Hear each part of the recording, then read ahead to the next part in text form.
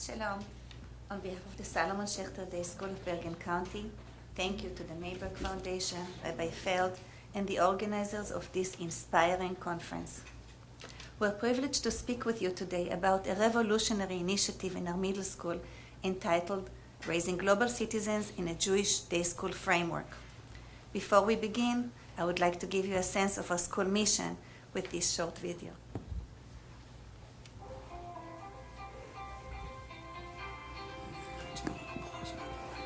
Sure.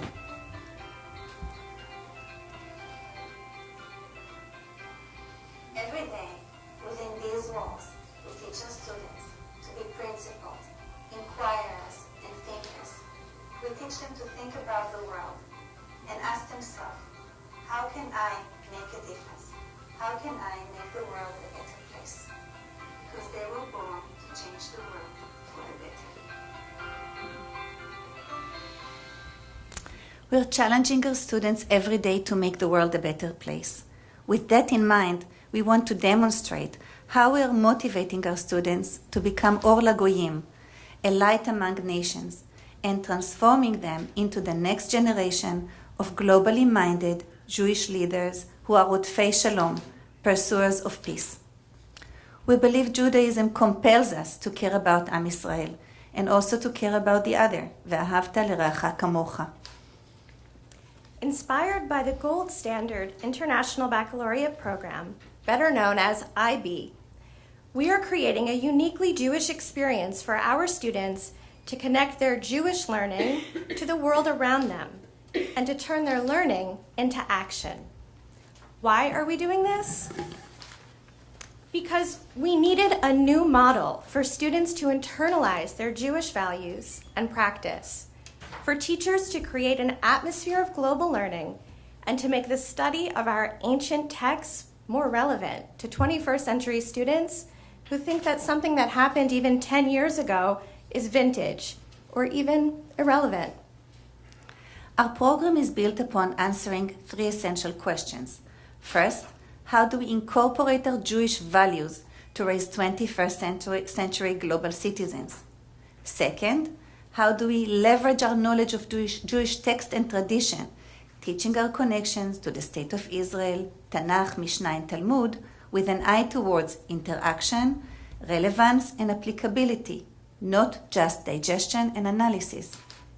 And third, how do we deliver a unified program across all subject areas that helps our students internalize the idea that being Jewish involves every aspect of their lives, not just during Limudei Kodesh?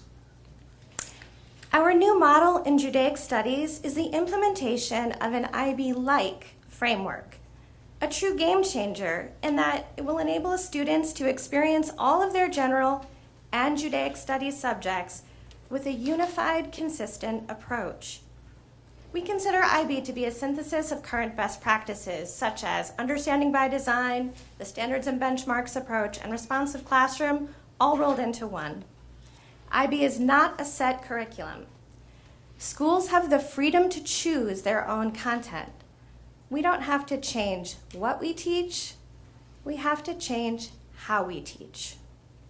We are training our Judaic Studies teachers to implement the IB framework as school-wide initiative to help students apply their knowledge to Chumash, Mishnah, Talmud, Ivrit, and Israel studies, and to make meaningful connections to their secular studies and to the world around them through a Jewish lens. Teachers begin planning units with a big idea that addresses the question, so what? Why is this relevant in the world to me today? Or, as our students often ask, why should I need to know this? In the next video, you will see how a Talmud teacher starts with a big idea that societal systems balance competing needs with the study of a Talmudic text as a foundation for understanding the U.S. criminal justice system. The Talmudic chapter in Sanhedrin that deals with criminal justice. It's inspired by our school becoming an IB school, and so choosing themes to focus on that were sort of big themes and concepts that they could look at from multiple perspectives. So as we went through the unit, we covered different aspects of the criminal justice system in the Talmud, starting with financing the criminal justice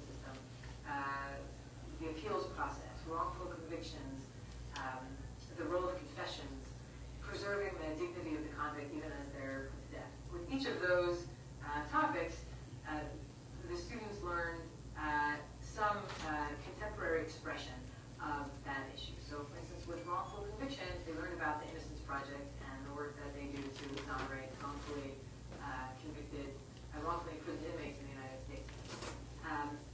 The goal is really to help them see that the Talmud is an avenue through which they can explore and consider issues that are relevant and pressing in American society, global society, and bring them back into Jewish society, continue that cycle, feeding in their commitment and their interest in being global American citizens as well as Jewish citizens. One thing I found interesting that we learned was about the appeal system. We learned that in the rabbinic system, it is very easy to get an appeal, and you can get it on almost anything. In the American system, it is a lot harder to get an appeal, and it has to be because of a mistake in the case. I think this is very interesting to compare both of the appeal systems.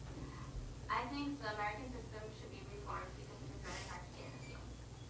I think it was really interesting to see the way the Talmudic justice system carried out their death penalty based or compared in contrast to what we do today, because the Eighth Amendment says that we shouldn't have to be cruel and unusual punishments, and the Talmud also states that they want to make their death penalties as non-cruel as possible.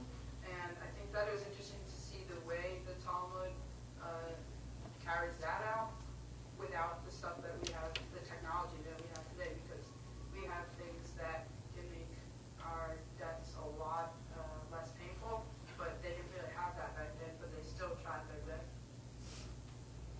IB puts students at the center, how they learn as individuals with 10 different attributes, and emphasizes student growth through personal reflection.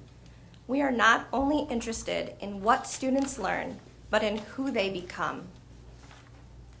Because we are a Jewish day school, striving to inspire our students to act as Or LaGoyim, we added an 11th attribute, Rodef Shalom, pursuer of peace, as Hillel said in פרקי אבות, הווי מתלמידיו של אהרון, אוהב שלום ורודף שלום. We are now dedicating significant time for professional development and common planning time for our teachers to collaborate. By doing this, we hope to raise our professional standards for everyone and to create a more cohesive, integrated experience for each student in all subject areas. Our next video provides an example of how this is taking place between Judaic Studies and science. Biology teacher, and we're really looking forward to working on our International Baccalaureate program and credentials this year. And we deal with really inquiry-based questions in biology. We have a PCR machine which allows us to actually extract and look at DNA sequences. We are really interested in looking at interesting questions such as should we be testing people for the Tay-Sachs gene? Should we be eating genetically modified foods? Should we be using this new CRISPR technology to literally change human embryos and change the genetic code forever? These questions are all neutral in terms of science and biology. Biology is, in a way, doesn't have a value in that sense. And so what we're really looking forward to doing is working with our Judaic Studies department and actually bring our values to these topics and address these important ethical questions. And concurrently, in our Tanakh and Gemara study in the 7th grade, we have a unit about what it means to be created b'tzelem Elokim, in the image of God. And our hope is that they'll come to our classrooms with the questions that they've explored with you and say, is this genetically modified food kosher? Is this something that we can eat? How does in vitro fertilization affect issues of Jewish identity?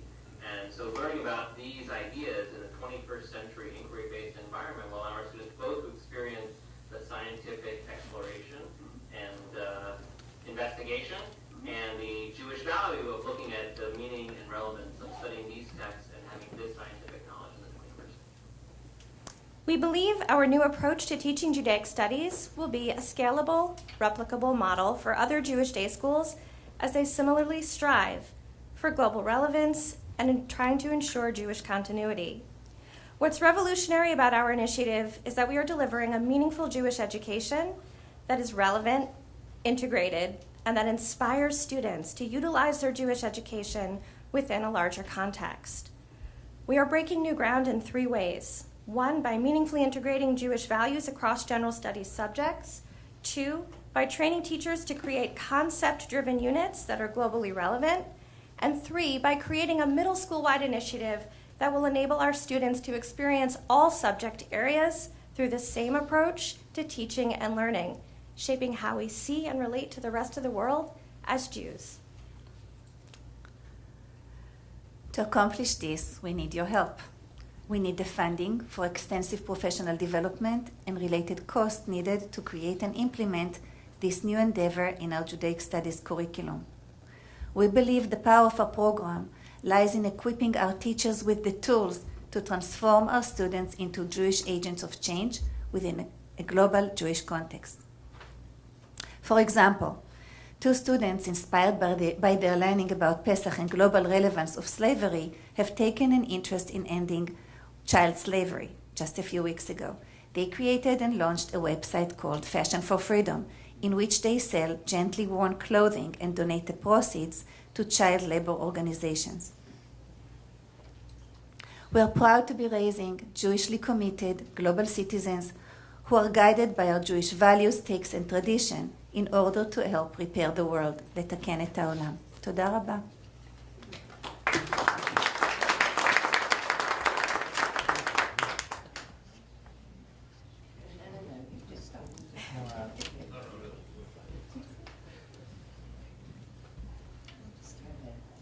Okay, I have a few questions. I'm just going to ask them all this time.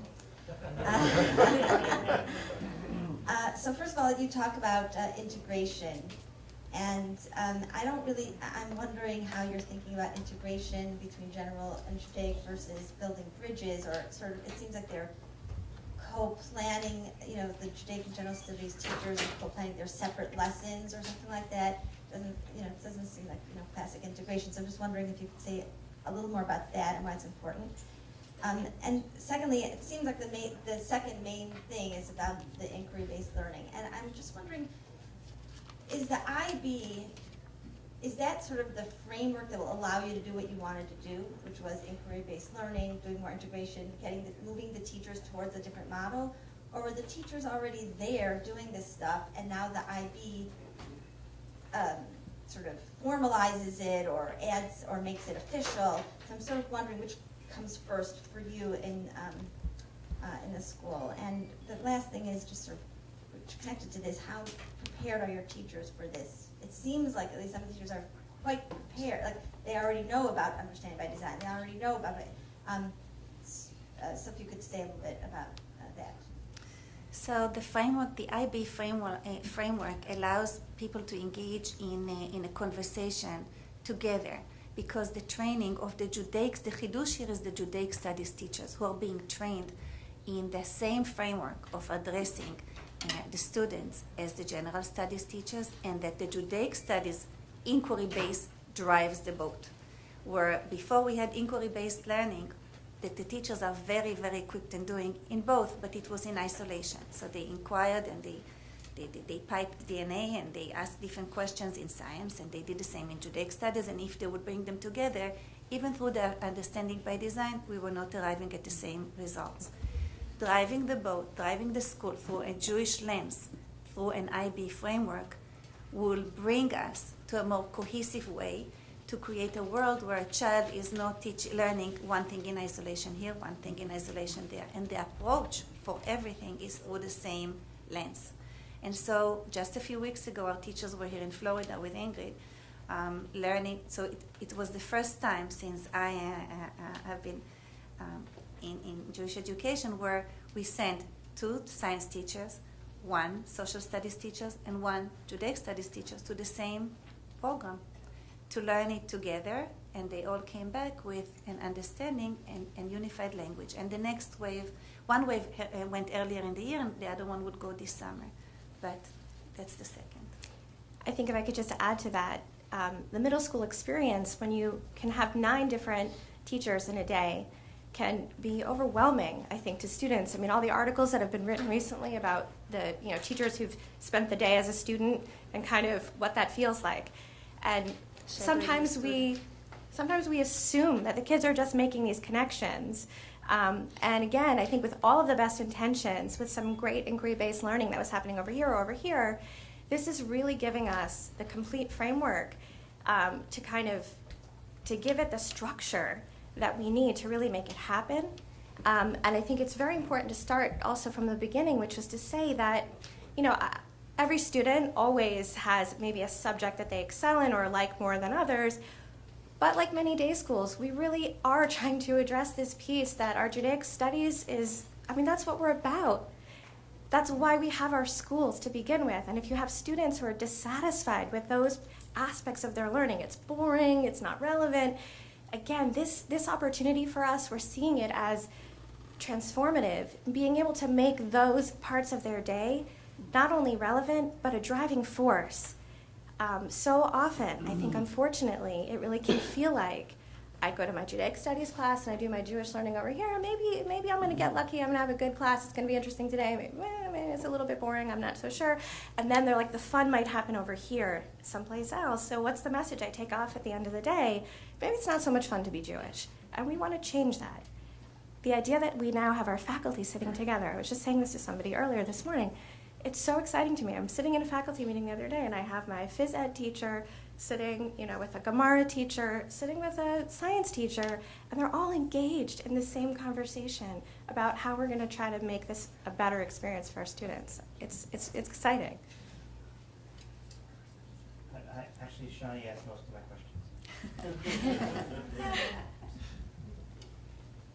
You always like to go last and give the boom. I'm wondering, I see the global and the related to the world, and I'm wondering what impact you are hoping to see in terms of individual growth and interpersonal relationships, and how do you expect that to happen? So actually, a part of the program that we didn't have time to really address, there's a huge component in this framework that addresses how to learn and the cultivating of the learner profile attributes, which we love. And it speaks beautifully to programs that we sort of already had in place at our school, but is now enhancing it and causing us to have a lot more focus. So for example, in a Judaic studies class where chavruta may be an essential part of learning, we're now really having to be very mindful to think about how do we teach those skills. We're not just going to say to kids, do shared learning, sit together and do paired work, but really, how do you teach kids to be in a chavruta? What communication skills do you need? What does it mean to actively listen? How is it that you can actually learn from someone else's idea? And we all know middle schoolers struggle with that. So I think that, this is for discussion in both. A framework for discussion in both, because our school is very big on social emotional learning and on positive psychology, and we are implementing both open circle and responsive classroom throughout the school. And so that's the language we speak of respect, of collaboration. Having it more prescribed would help us move it forward. So when you sit in a chavruta, you're utilizing the same skills and the same approach as you're approaching a science experiment, where you're looking and listening to the one another, approaching a microscope, listening, collaborating, and so forth. Very, very clearly from the outset. So the Judaic studies instructions and focus will be clearly outlined for each one. And these are transferable in both sides of the equation. Generally, the advantages of an IB program is that it is prescribed, in fact, and there are clear standards that are delineated. Mm-hmm. When it comes to Judaic studies, those standards have yet to be developed and cannot be independently evaluated. As such, the disclaimer of that it was an IB-like program was significant, but in terms of being able to move the field forward and, in fact, having real standards against which these can be evaluated, what, in terms of your thinking, is going to be the next step in doing so? And while the integration between Judaic studies and Limmudei Kodesh is obviously important, oftentimes when that happens, even though they're getting the same kind of, furthering of professional development, they come at a cost to each other. And while we're describing a little bit in terms of the student experience with deciding whether a Judaics class was less exciting or more exciting than a general studies class, but in terms of actually making sure that the integration does not come at a cost of the instruction or the quality of education that the students are actually receiving. So our school is a pluralistic conservative school. For us, we are almost the last stop. If they don't come to us, they go to public school. For us, the quality of both general studies and Judaic studies must be of such a greatness that they will be compelled to not only to stay but to thrive. And so the standardization of Hebrew language actually is very beautifully aligned with IB's look at the issue of language acquisition. It's truly, they're looking at that, and they have a very clear set of criteria in terms of proficiency. So that has been very nicely dovetailed. The rest of it, we're implementing an assessment system, which Ingrid is going to speak about. So I think you're asking such an important question, and honestly, you're outlining the very hard work we have in front of us, because it's uncharted. So we sort of look at this and say, we're trying to create some of these kind of subject area objectives and standards that we see that IB has already provided for general studies subjects. How can we create those in a way for our Judaic studies?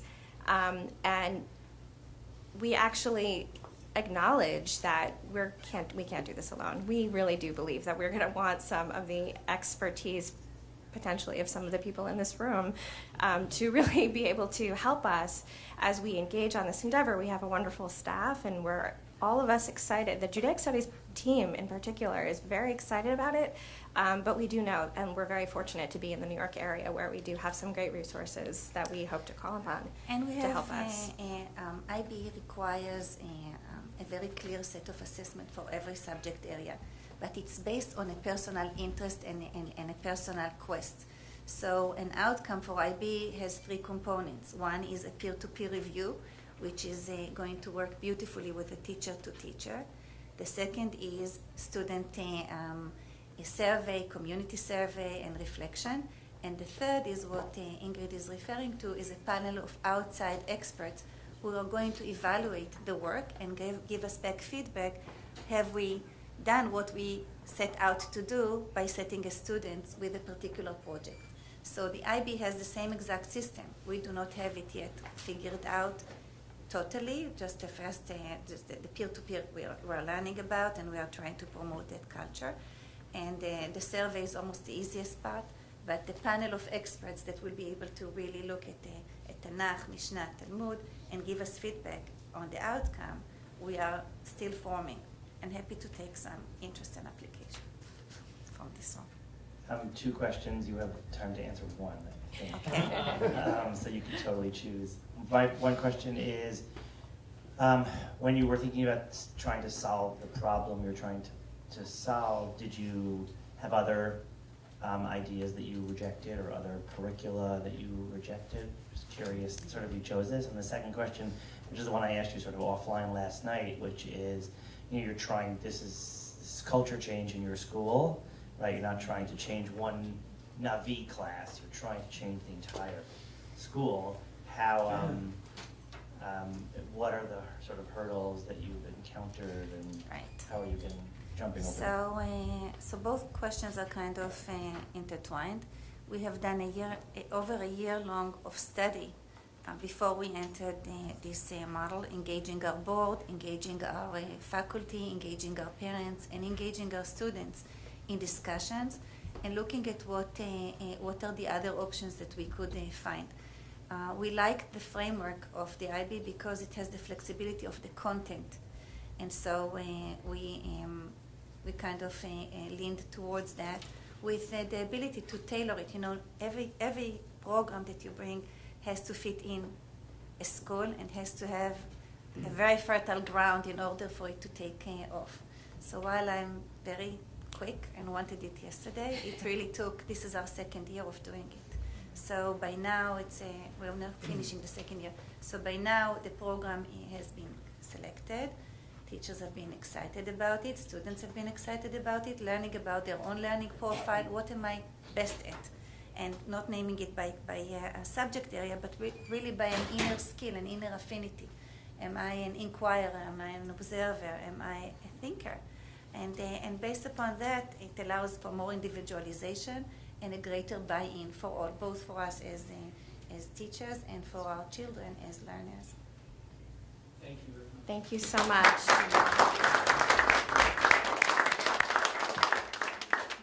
10 minutes from now, we're going to restart our program, and we invite you to take a break between now and then.